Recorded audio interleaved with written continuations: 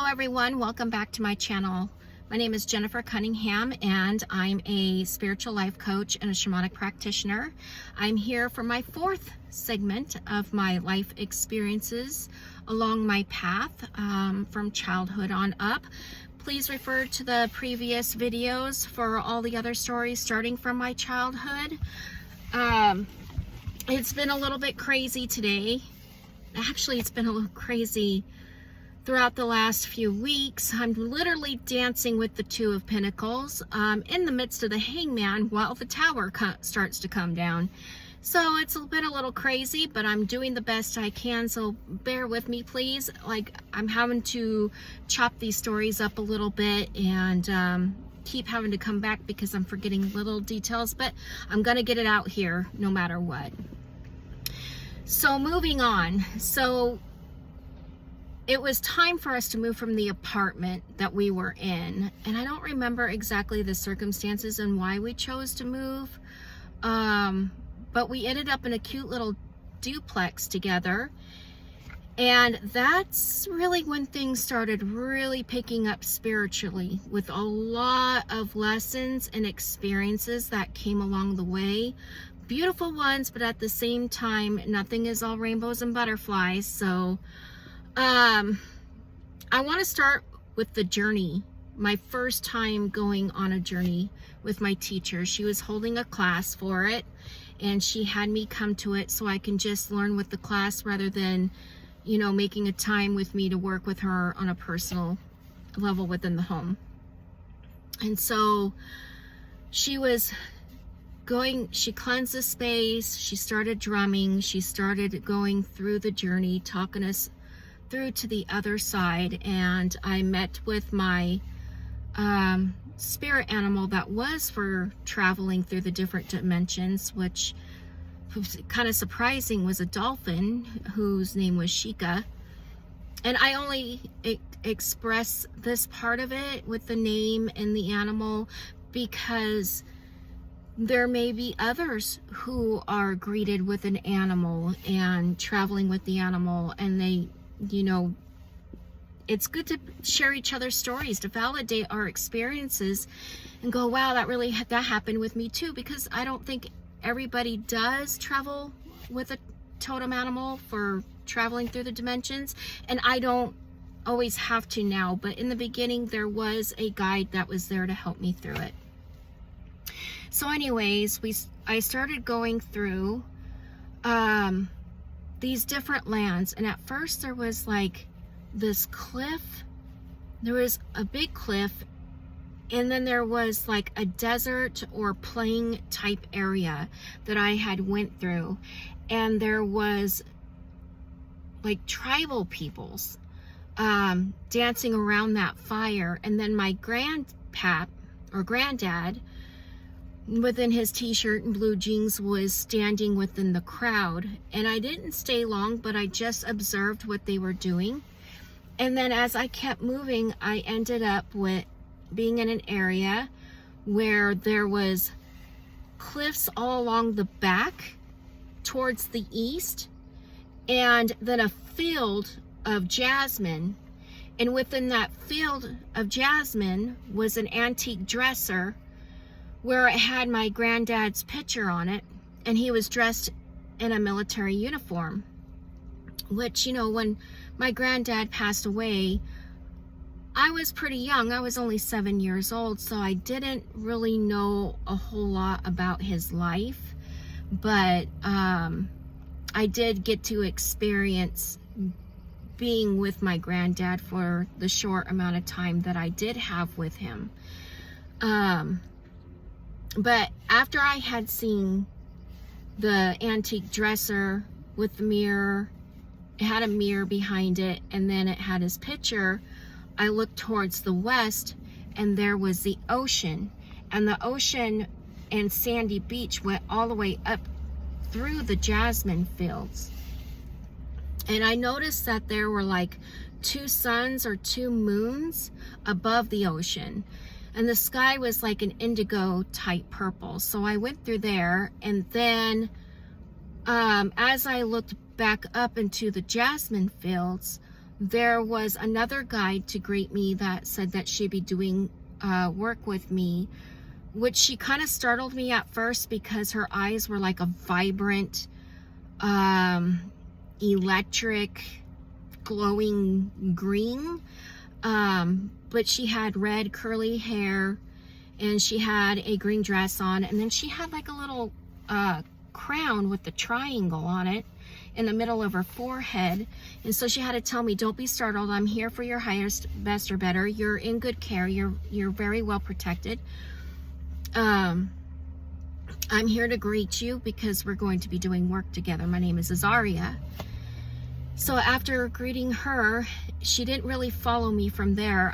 I went on to the next part of these jasmine fields where there was this huge marble type building with the pillars out front. And I went in there, and it was like a healing center, and a table, like a big table in the middle of it.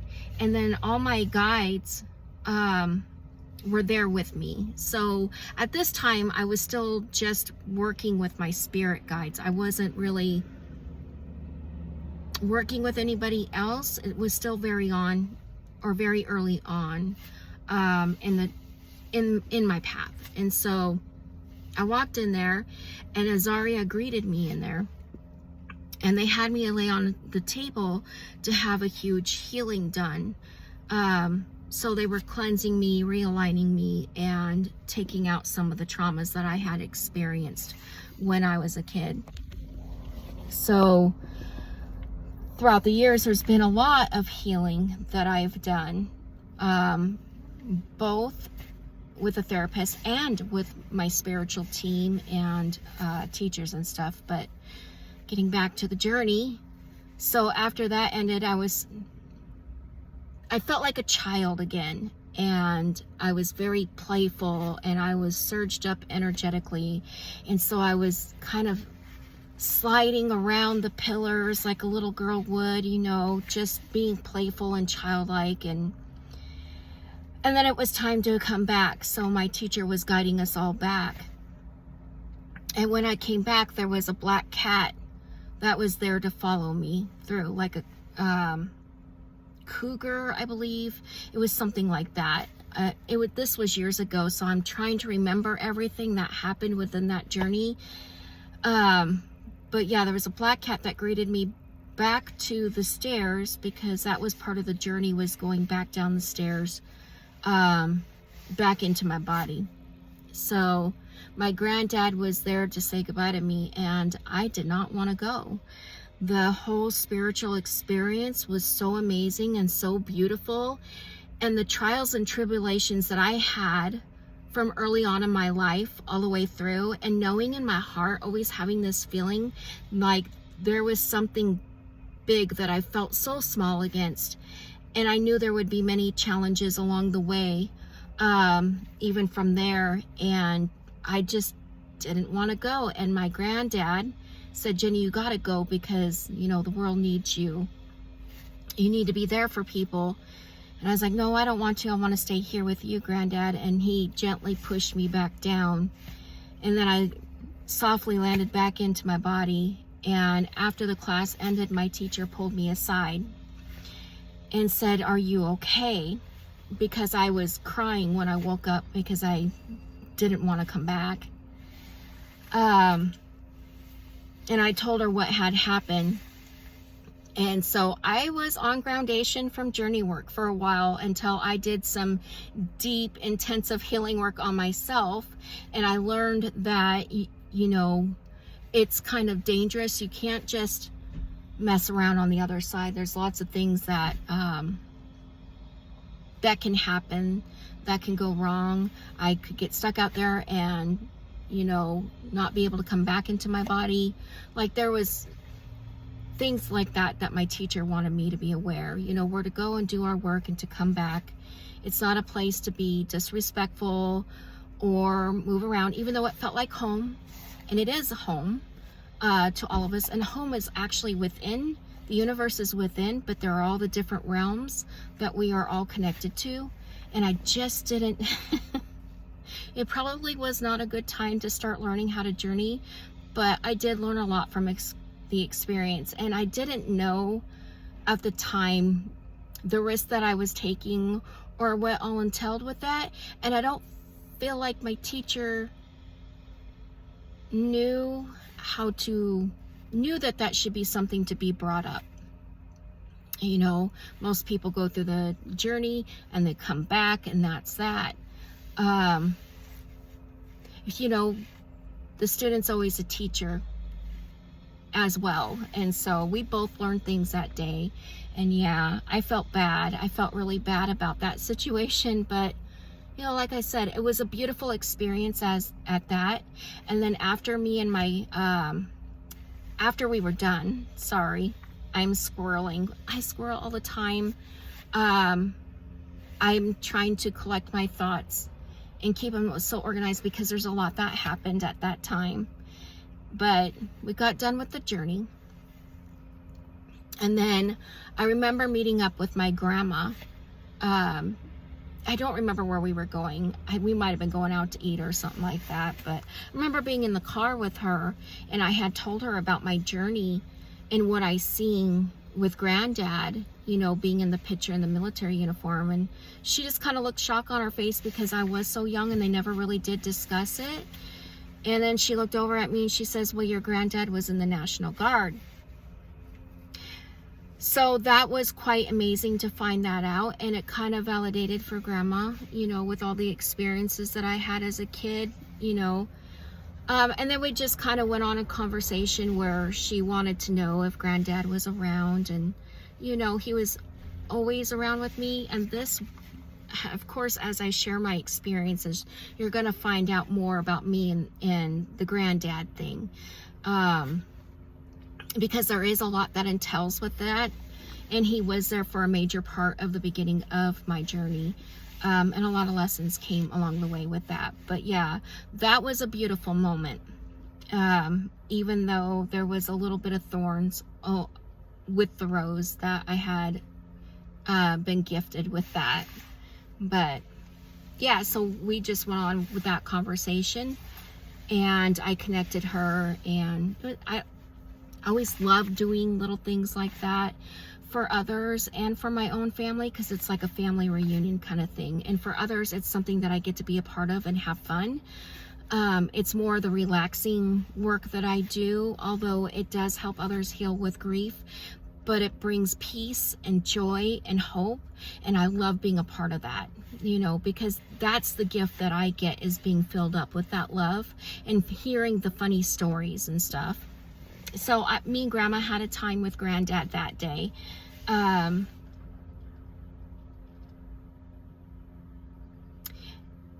I'm just thinking on whether I should go with another story right now, because the next one is kind of intense. Yeah, you know what? I'm going to go ahead. I'm just going to get it done. Along the way, through this time while I was staying in the duplex, I was really starting to work with the land spirits, giving out offerings and things of that nature. And my teacher we had a conversation one time, and she said to me, never judge a book by its cover, which I hadn't really with any spirit that crossed my mind. I mean, I could feel, you know, I was in tune to the energy of spirits. So I didn't really have that judgmental mind. But this opened a door for a huge lesson about working with the Fae or the land spirits, because they're not you got to be careful. There's a lot of good ones, but like human beings, some are functioning through a toxic, dysfunctional, fragmented way of existing, which is heavy, chaotic energy. And then you got your really good ones that just want to help and they're very loving, but they are a little bit mischievous at the same time, because they do believe in an exchange of energy for sure. So I was kind of learning both flips of that coin. So my teacher anyways was trying to teach me how to never judge a book by its cover, because some spirits can come off looking kind of harrowing or scary, but they're not really. And so that kind of opened up the door for a time that I was at my house and I was leaving offerings out for the land spirits, and she forgot to teach me little details. I mean, it's a learning process. So everything's a learning process, and like I said, the student is just as much the teacher as a student. And so I didn't put up protection when I was doing an offering ritual to the land spirits. And after I got done with the ritual, there was all kinds of experiences that I was having. Some of them beautiful, but one in particular that was kind of nail-biting, unnerving, and actually darn right scary at first, was this ram woman who for years I considered a goat woman, but when I think about it, she had ram horns coming out of her head. She had a face of the ram, white long hair, and she was wearing like a dark, I want to say purplish robe. But she had walked along the side of my fence line on the other side of it, so not even in my yard. But she came across and I was saying, hello, you know, is there something you want to tell me? You know, is there a reason why you're here? And she didn't say anything. She just stared at me. And so I called my teacher to tell her about it. Because I thought, well, isn't that interesting? You know, like, I wonder what this was. Was this an elemental type spirit? Was this part of the Fae? What kind of land type spirit is this? And once I told her, she's like, okay, I want you to come to my house tomorrow, and then you're going to take a salt bath, and we are going to do a ritual, because what you just attracted was not for your highest, best, or better for you.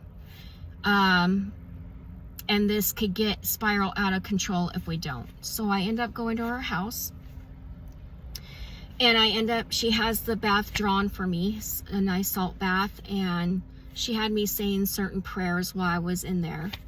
And there was another woman that was working with her that kind of helped working with me as well. So there was the three of us there, and once I was done with the bath and I had gotten on my clothes again, she was stepping me through this. She's like, okay, we're going to call in the four corners and the archangels of the four corners, and this is what I want you to say over and over and over again. And I don't remember exactly what the chant was, but I learned a lot from this situation, because as she started going forward with it, she paused and she said, whatever happens, whatever occurs, don't stop chanting until I tell you to. So the three of us were there, were chanting after we had called in the four corners, and we just kept chanting over and over again. All of a sudden the phone starts ringing over and over and over again, and she's still continuing to chant, and she goes to take the phone off the receiver, and it keeps ringing again and again and again and again still. So then she unplugs the phone and that stops. But then she had a CD tower in her living room that was stacked with CDs, and that just came crashing over with great force, like it flipped onto its side. And I started getting nervous then. And as I'm chanting, I'm seeing all these different spirits in the room, like different people that were snickering at me and were like viciously laughing. And she just kept doing this, keep going, keep going, keep going, keep going. And then she grabbed her bell and started going around the room and kept the incense going, and the sage as well. And after she had rang her bell, it was like there was this pop in energy, like a release, like a relief, and then bright light coming through. So then she asked me what I had seen, because she's very observant when I'm noticing things, when I'm reading into things. And so I told her the situation, and she's like, yeah. Now understand, for those who may be walking similar paths as me, because I know that we describe things in different ways. So I am just going to say, for some of you, you'll relate and resonate. For others, you won't. And we all know that, okay? So my teacher expressed to me this, what you attracted was an elemental demon. Again, I am way further along my path, and in my understanding now, or understanding, is that duality, we all come from God's source, okay? So I do want to clarify that with each of my experiences, because that was my understanding then, that was her understanding then, and that was years ago. We're talking like 26 years ago. And what my understanding is now will be different tomorrow. That's just how you evolve and grow. So I just want to keep that clear as I'm telling my stories. But anyways, that kind of gave me a stomachache just hearing about that, because I was like, oh, I did? Like, and I kept thinking, well, yeah, it didn't say anything to me, but I didn't really feel anything from it either, you know?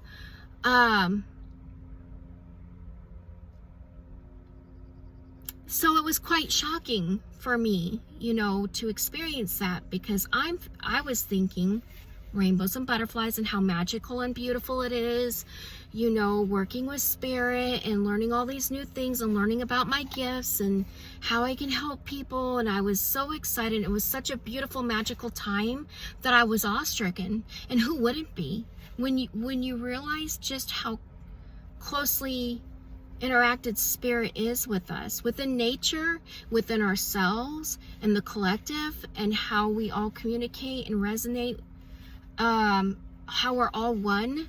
It is the most beautiful experience. And even through this intense time with that experience, there was beauty. Even the darkness has light. And that's why duality, we all come from God's source. And even the most chaotic, heavy beings can rise up at any time, at any moment. And a lot of cultures explain that. So I just want to bring that understanding that I have now as I move forward with this. But there was also beautiful experiences at that time, because there was another time where I was sitting in my living room, and the TV was off because I was journaling after a meditation that I had done. And in through the back door comes flying in 3 little balls of light, about yay big. And you can see little light bodies in them. One was red, and one was green, and one was blue. Like literally, really, those colored orbs.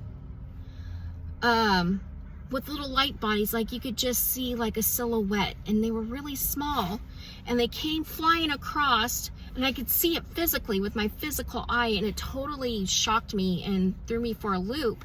And it came flying across the front of my TV and out through the front door. And I was like, oh my God, I think I just seen fairies.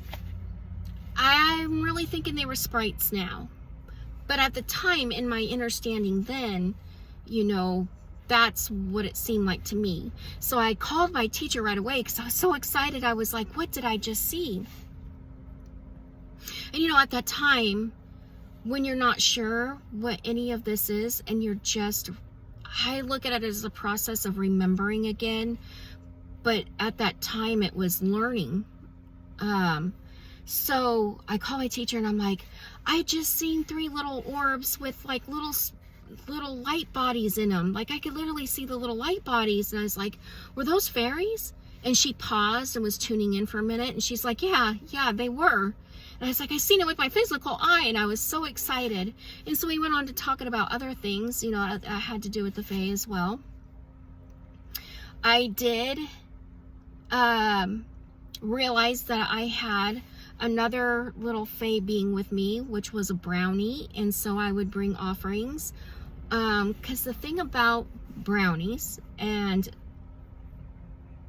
there was even an experience with my teacher where she had me come to her house to inspect her attic because things kept missing in her house, and she had a feeling that it would be house brownies. And so she had me come take a look because she was a little bit, and I'm not sure the exact reason why, and I'm not going to speak for her, okay? I don't know what she was thinking, but she had a pretty good idea of what was going on. And so she asked me what was up there when I described them to her. She's like, so little house brownies? And I just intuitively answered, yeah. And she's like, dang it, I forgot to send or put out offerings for them a couple times, and my car keys have been missing and stuff like that. So these little things happen. Brownies are very loving and helpful around the house, and they help to protect and do little things for you. However, they are very mischievous, and so caution is to be taken when you're working with any Fae or land spirit. And some say just don't. And I hold a lot of caution now about whether I want to accept something into my home, even if they are there to help. If they're kind of chaotic, like I don't want to be looking for my stuff. And honestly, this brings me to the current moment where I was doing a journey and a little brownie showed up in my journey when the Morrigan had came through for a second time. And I haven't even fully said whether or not I was going to embrace this. But I didn't say no either. And so my necklace is missing with my Triskel, and it is my special prize that I really love because it's what I wear to keep me protected. And my pendulum is missing. I did leave an offering out for the land spirits. I did say all that is here for my highest, best, or better, because that's what I learned through this whole experience. Any kind of ritual work, and this is just something that my teacher had taught me after that experience.